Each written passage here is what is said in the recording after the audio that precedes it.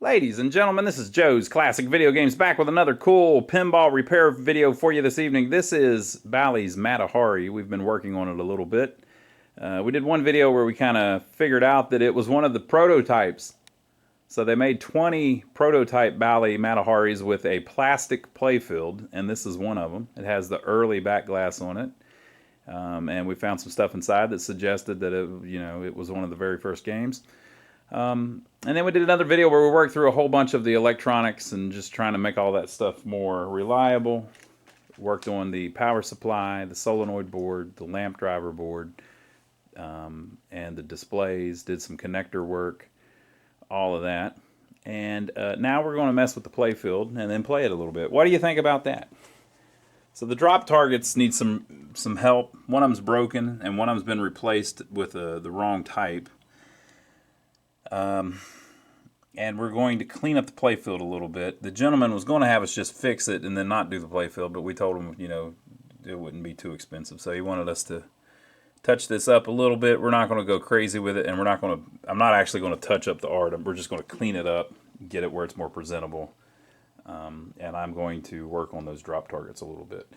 So we will get started. So this is what we're starting with. And again, it's the plastic playfield. If you look, it's got a brown substrate because it's plastic.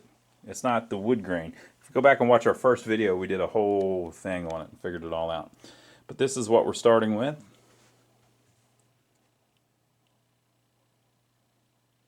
Pretty worn, but very dirty. That's the main problem. So we're just going to try to clean it up, get all the lights working, make it look better, and then we'll play it. All right, so there you go. So I'll get Joey to come in and see what he can do and work his magic. Oh, and we'll give you some good music to listen to while we do it. Cue the music. Cue the music.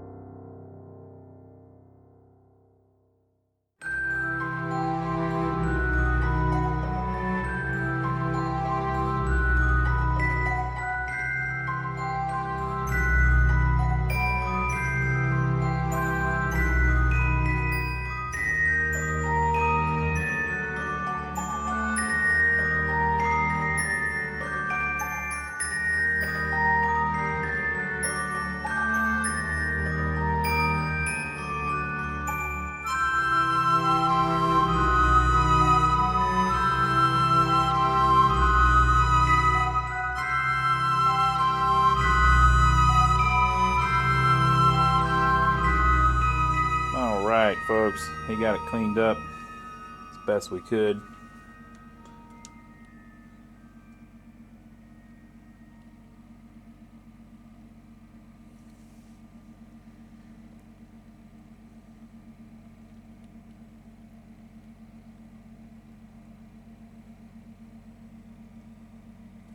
Got the bulbs working again.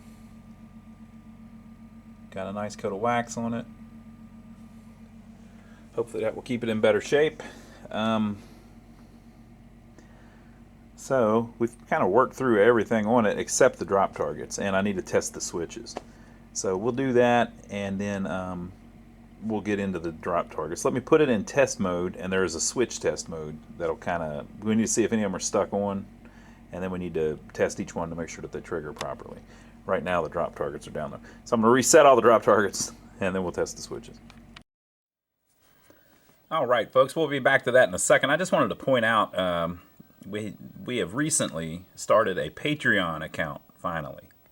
We've kind of resisted doing this for years because I don't want to set up a situation where we have videos that people can't watch if they can't afford to pay money on Patreon or whatever. So we were trying to think of a happy medium, a way to do that, and we came up with an idea that on our Patreon account, we're going to put up clips of upcoming games, maybe before the whole video is released, and we're going to put up kind of fail videos where we were trying to fix something, and we weren't able to fix it, but we started making a video anyway. So we put up little clips of that. We're also going to put up more topical clips. So sometimes in our long form videos we'll do, we're doing an hour-long video, and there might be a part inside that video that's really important that shows how a certain thing is done or a certain problem that we ran into. That would work better actually as like a 2 or 3 minute clip than as something in the middle of an hour-long video. So we're going to be culling some of that out and putting it on there, and then a little bit of unreleased stuff, but nothing that basically would fit in an entire video. So sometimes we have little pieces that are a blooper, or it's something where we never finished that video for whatever reason. So some of that stuff we're going to upload on there. So if you're interested in that kind of thing, check us out on Patreon. There's a link down below all of these videos in the description, and we'll see you over there. Nothing on YouTube is going to change. We're going to keep putting up the same videos like we've done for... It's been 10 years, over 10 years now.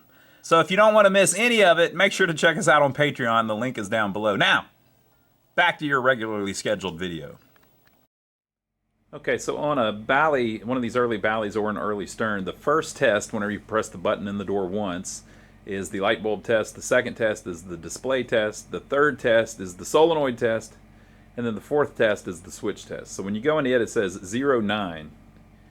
So that is telling me switch number 9 is stuck on. And the way Bally's test works, if I remember correctly, is it will only recognize switches above 9 now. So let's see if we can get it to change. That one must not be. That one must not be. That one must not be. We're having lots of switch problems then. I thought it would check like 20. Like if I did 20, it would now say that 20's stuck, but it wouldn't be below 9. Well, regardless, you see the problem. We need to figure out which switch 9 is and get it unstuck. So it lists them all in the manual, and it says coin 3, the right coin switch, is stuck. That makes a lot of sense. If that, sometimes if you have coin door switches that are stuck on, it does things like that to the self-test, so where it won't read the other switches. So we'll try checking that out. So if you look on the coin switches, there's no diode on them. There's a diode on the credit reset, and there's a diode on the slam switch, but for whatever reason on the coin switches they did not put a diode on them. So because of that, if one of the coin switches is stuck down, like this one clearly is, it doesn't damage it or anything, but it kind of overpowers the switch matrix in the test menu at least, and it won't run any of the other ones. So that has been all out of shape. we'll have to bend that a little bit so that it moves smoothly. But that got rid of our stuck switch. Now if I hit one of the playfield ones, it'll register. So see how that says 25? So that's this switch. So if I hold down 33 as well, it only gives us the one. It's not like the later games when it can tell you both of them, right? Okay, so let's do it this way. Let me hold down 33, and then we'll hold down 25. Yeah. So the way the Bally test works is the lower number is the only one it will display. So if 25 is stuck, or it just has a ball sitting on it or whatever, if we clear that one, it will then tell us the next one that's stuck, from lowest to highest. Now, if it's flashing 0, that means they're all working. I mean, nothing's stuck. It doesn't mean it does not mean they're working. It just means none's stuck on. So now we'll try the other side. You can just go through. Now, when you do this with your hand, it's not really the same as when the ball hits it.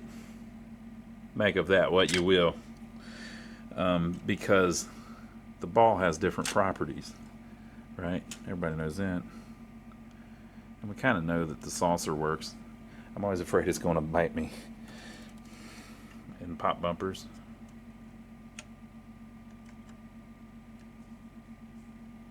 Yeah, so I pushed that down and now it's stuck. So we got to mess with the left pop bumper so that it doesn't get stuck like that. And the left one in the middle seems a little touchy. We might need to clean that. The right one in the middle, also a little touchy. So we haven't messed with that yet. So we probably need to clean all the switches. And really, on this game, though, if you look, there's not a ton, because they didn't waste, but they used 8 of them on the drop targets. There's also the rubber behind the drop target. I'm trying not to drop one of them, because as soon as I drop one, then your test doesn't work very good anymore. 27. And finally, 27 on that side. Okay. So I think they all work, with the exception of maybe the drop targets and maybe the point switches underneath these. Whenever you trigger the kickers on a Bally game, yeah, these don't do anything. The switch up here makes the coil pull in. When the coil pulls in, the lever on the back connects another switch, and that's the switch that scores the points. So these switches here aren't actually. Well, nope, I'm wrong. Well, I'm right about how it works, but these are recognized by the computer too. So 36. Yep, so these all need clean too. All right, so we got a little bit of switch work to do, and then the display. So I'm just going to go through and clean all of them. On the solid states, you really shouldn't use a file on most of them. So if it's the ones that that do the points, you just want to try to clean them, not use a file. On these ones that juice runs through to make the solenoid work, they have a different, the switch is made different. You do need to use a file on that one. It's similar to like the flipper buttons and the end of stroke switch. It's running more amperage through it. So let me clean those up a little bit, and then we'll check out these drop targets. All right, so I was wrong. These do not have the switch that connects whenever the coil pulls in. That's just how the EMs work. The Williams might have still been like that. I don't know. But the Bally solid state are not like that. The reason this switch isn't working is because this diode is broke. So we need to solder that back on, and that should get it work. Well, actually, if I just rig it up, let's just rig it up. That ought to do it, right? We can just rig it.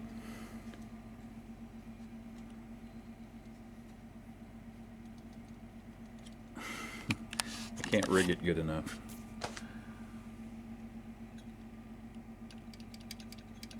Well, that's obviously the problem, though. I mean, it's broke. Okay, Joe knows it's broke. So that's that. I adjusted the switch on that pop bumper. Basically, if that thing is a little crooked or bent weird or whatever, that little piece that comes through the playfield on this little cup, this little spoon, there's a relationship between that. If this is too far up, what'll happen is whenever that thing pushes to one side, it'll bind on it or whatever. So you got to bend this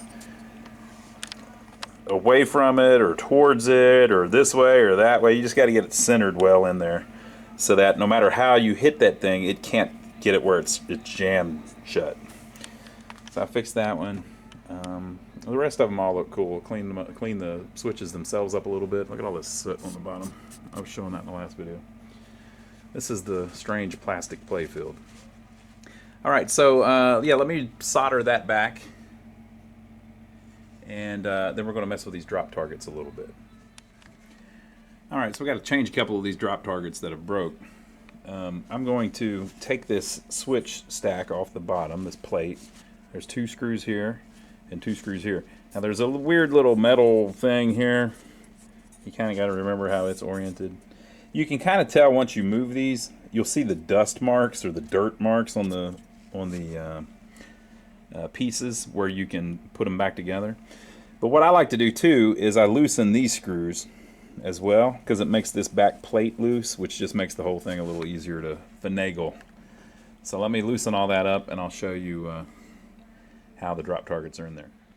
So with that out of the way, you can easily see the problem. One of the drop targets is broken in half from old age, and you can just pull this all the way out of the way.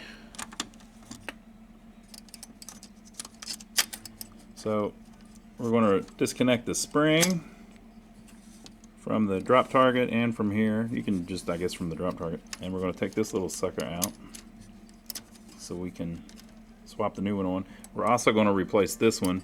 We replaced this one last time, but with a slightly different looking one. I found some more old school ones that I can put in here that match really well.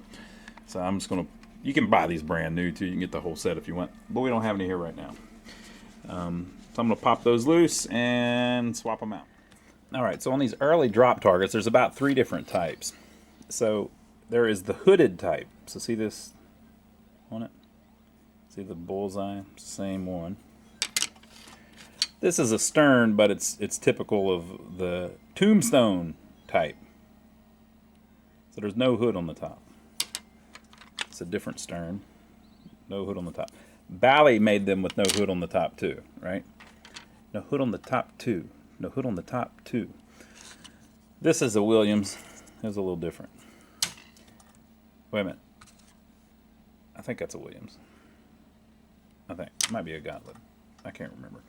Anyway, that doesn't matter right now. I don't know why you even brought that up. Okay, so this is the one that was in the game. It's a little weird. It's the hooded style, but it's only a half hood, we'll call it. Half of the hood is missing. So why is that important? It's because of how you insert the thing in there. So here is another one that I've got from somewhere that's blank, doesn't have anything on it. And it's slightly different. Remember the ends broke off, but it's set up slightly different. That thing isn't there on this one. I don't even know that would work, because doesn't it sit on that edge? So I don't know what this even goes to. I guess the sterns. Maybe this was a stern. Well, anyway, I don't know if these are original or what, but they're half. They must be original because of the way the thing's set up. They're a half hood, so let me show you why that matters. So if you take this hooded Matahari drop target and try to put it in the thing, it won't go. It's too wide to go through that hole. And you can't even remove the whole unit because of the way they've designed that plate. It's in the way. You just can't get this through there. And you can't do it from the top because this is too thick to go through the hole as well. So all that you can put in there is the tombstone ones or the half tombstone ones. That's all that will fit. Now this is a Gottlieb Royal Flush from around the same time. This is an EM though, but you can see these are tombstone style. They don't have the little hood on it. So why would it matter? Well, it's the way that they've got the playfield set up. they've got this big open area here, and you're supposed to hit that. So theoretically, once the drop target drops, if it's the tombstone style, the ball might. They wanted it to have a thickness on it so that the ball could actually travel over it. Later, they used the double thick ones, the hooded ones, because they did inline targets. So you hit one, and then you roll over that to get to the one behind it. You roll over that to get to the one behind it. These are angled, but I guess they were thinking that maybe the ball might get trapped or something if it wasn't if there wasn't some thickness on there so that the ball could roll back off the top of it. But whatever, it's just the choice they made. But those ones that are like the ones like this that are the half hood. You never see those. Those are pretty hard to find. Let me see. Let me look on a like a flyer or something for this game and see if they all had these or if they just all had the tombstones at the time. They couldn't have had the hooded ones because they just won't fit. This is interesting. So this is the flyer for Matahari, and you can see that it has the tombstone targets that we were just talking about. This is on the Internet Pinball Database. If you look at this, this is the plastic playfield prototype one, and if you look, they are hooded, and we already determined they can't be the full hood ones because they won't go. So those are the original drop targets for it. For whatever reason, they had a different kind of design. And then here is someone's regular Matahari. It appears to just have the tombstone ones like on the flyer. So I think some of these games had these kind of half tombstone ones. And since the other ones that I have that are blank have that little line that the stern targets have on it, I wonder if these are just like prototype drop targets. I wonder if this was the first solid state game with drop targets that.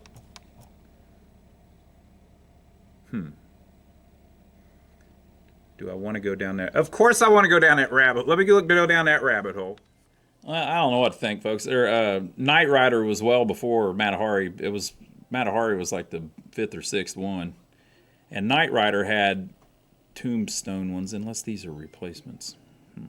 I don't know. That's Knight Rider. This is the Great Evil Knievel. Appears to have hooded ones that they got to work somehow. I don't know if, this playfield obviously has had a lot of stuff replaced. Like there's, all of this can't be original stuff, so those are probably new. Well, how did they get them to fit? Maybe they just made them fit. I don't know, but a bunch of them, several of them had drop targets. So, look, here's some more. So this is Freedom. They appear to be tombstone ones. So I don't know. There's something going on. I got another guy's picture of a plastic playfield though, and he's got the half hooded ones. That's strange. I don't know. And it's not a stern one because it's slightly different. There's like a little lip thing that's different on it. Maybe they were changing their mech over or something. Whatever. We'll roll with it. So how are we going to make ours fit? I'm just going to take a big file to it and file the back one off and make it as flat as I can, and so it'll fit through the hole and look right, and we'll touch up the front of it, and that should be that. Okay, so I got good news and bad news. The good news is I have solved the mystery of the prototype drop targets. The bad news is they're not prototype drop targets. They're just modified hooded drop targets. I guess it could have still been done at Bally, but if you look, all they've done is somebody has sanded off the back of the drop target, just like we just did on our two. So it's just a hooded one. Yeah. So I don't think... yeah, they got to be replacements, because I don't think they pre-existed those inline drop targets, which hadn't been done yet by this at this point. It could be, it's probably just somebody bought some reproductions at some point and put them in there. And this thing's been around a long time. It came out in '78. So they probably just bought some reproductions at some point, and maybe at the time you couldn't get the tombstone ones, or they accidentally bought the hooded ones and then just had to modify them to get them to fit, or something like that. It is strange that there is a picture of another one of these prototypes on the Internet Pinball database that has the same type of half-hooded drop targets on it. But maybe the same thing happened. Maybe there was a time period when you could only get the hooded ones, so everybody at the bottom, you had to modify them to put them in the early games. Or maybe it's the exact same game. There's only 20 of these. Maybe those pictures are of this exact same game. Okay, so I'm going to put the glass back on it. Now, if you don't know, if you don't repair a lot of things, the last thing to break never breaks until you put the entire thing back together. So without putting the glass on it, whatever the last thing that needs adjusted will never reveal itself. Once I put the glass on it to make it more complicated, something will fail so that I have to take the glass back off. That's just how it works. So I'm going to put the glass back on it and we'll play a couple games and see what's messed up. Boy, she's pretty, even with all the wear on the playfield. Yeah, like I said in the previous video, this is the first solid state game pinball that I ever had. Not this, I don't own this one, but I had a regular one. I asked Joe if that was the first we ever had, and he couldn't remember. I remember the first three we had, I know for sure, are a Gaucho, a Bally Gaucho. I guess that's Bally. I couldn't fix that one. I didn't know how to fix them. And then I had a Gottlieb Now, and I got it working kind of, you know. Didn't really know what I was doing. And it was already kind of working. You know, the nature of the switches rubbing against each other actually cleans them. So sometimes if they're limping along a little bit, if you play them a little bit, they play a little better. So those were the first two EMs I had, and then I had a Bally Matahari solid state, and we got it, and it didn't work. It was I thought the transformer was burnt up. I didn't know how to test everything. And we eventually, though, we actually got it to play.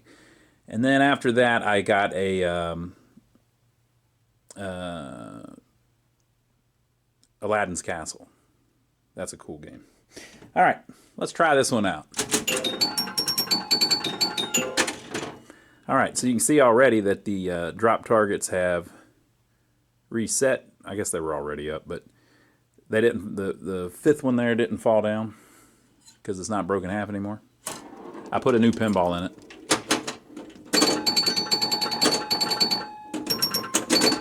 Give me them points. Right kicker is working because we fixed that switch. Ooh, little popcorn action there. Drop targets seem to be scoring and dropping.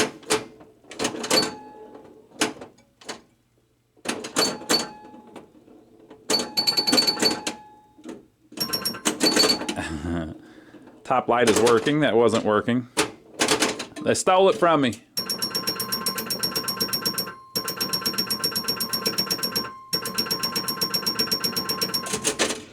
I forgot this thing scores so much.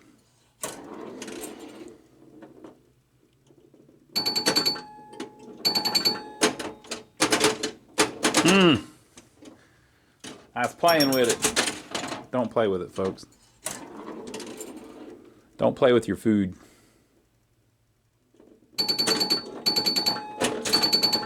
Now I know what you're thinking. Oh, you could rub it. I'm not going to do that, folks. Ooh, that one stonewalled me. Did you see it? It took a direct shot and didn't go down. Ooh. Come on, the flippers are strong enough. You can't say nothing about the flippers. Okay, let's see what these four do.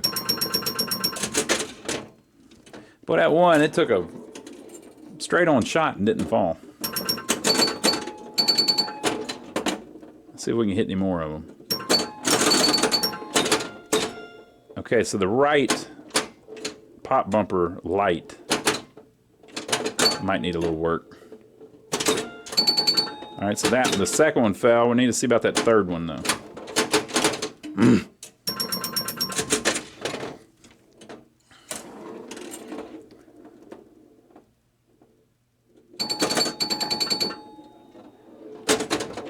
Oh, come on. Come on, they robbed me. Let's try it again. We're off to the races.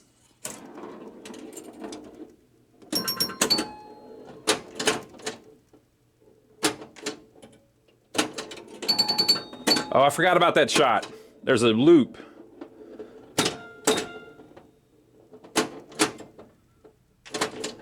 There we go. I don't know. It just didn't like that one shot.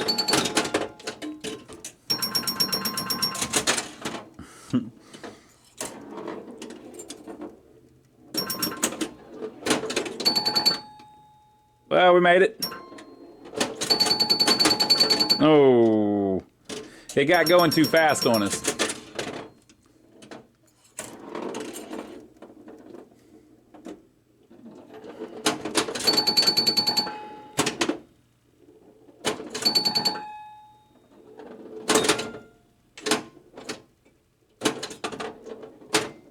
Missed everything. Whoop, what?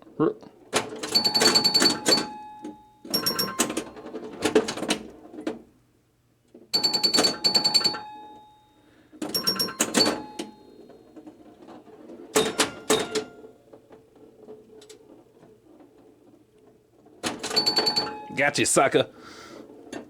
Oh, and then he got me back. You see how they cheat? You saw, right? You saw how they do.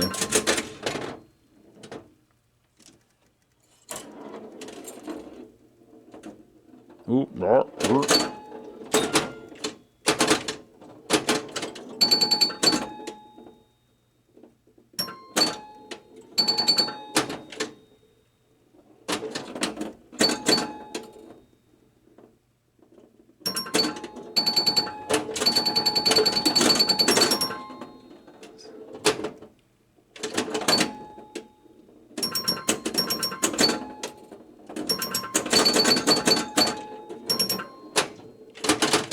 our multiplier is through the roof. We need to drop more targets.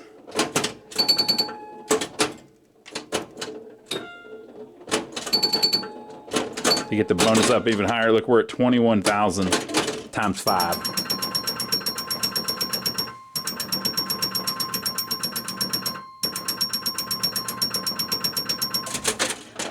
Crazy, crazy, crazy.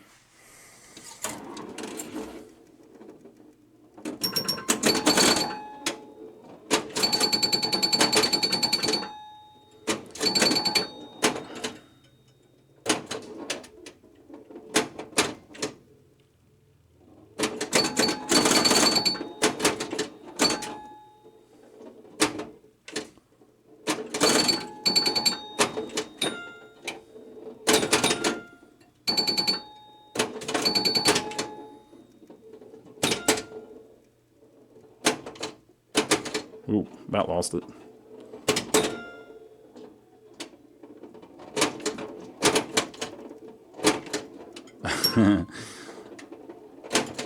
Whoa, whoa, need to get a good flip on it.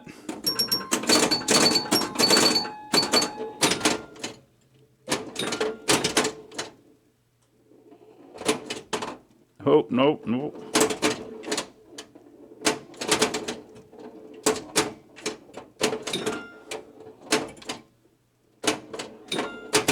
I'd like to hit that loop shot. Ah, not quite enough.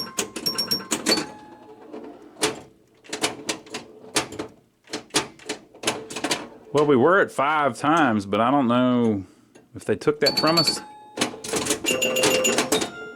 Special win lit.